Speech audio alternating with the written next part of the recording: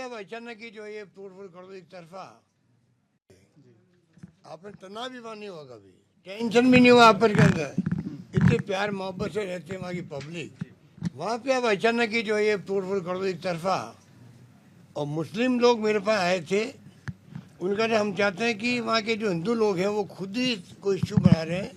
वो अपनी supreme court ने अगर ये बात कही है, इसके हम लोग कन्विंस हो गया होगा कि ईवीएम में टेम्परिंग हो सकती है, इसलिए वीवीपैट लगाओ, इसलिए कहा होगा, वरना क्यों कहते वो तो सिद्ध हो चुका है।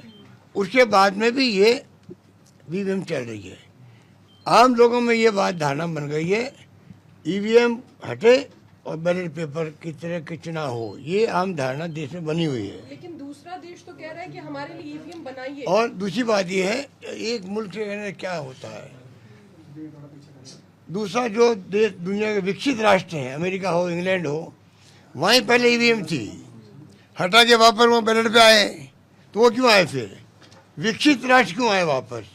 वहाँ ईवीएम गई, वापस आ गई, बैलेट पेपर हो गई, तो यहाँ क्यों नहीं हो रहा है? ये क्वेश्चन मार्क बहुत बड़ा चिन्ह लगा हुआ है सरकार के सामने।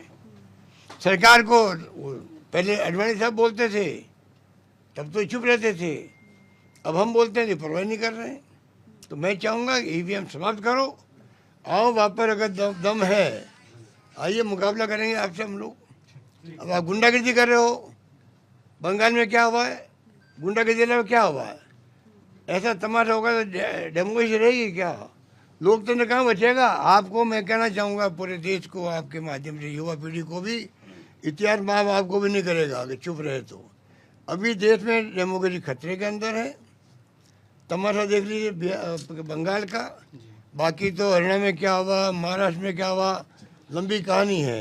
ये तो अभी हाल ही में हुआ है, हॉर्स ट्रेडिंग करना, 80 एमएलए से 60 एमएलए अलग हो गए, 28 एमपी में से 20 एमपी चले गए टीएमसी के, शिवसेना के 6 लोग चले गए एमपी, आप पार्टी चले गए।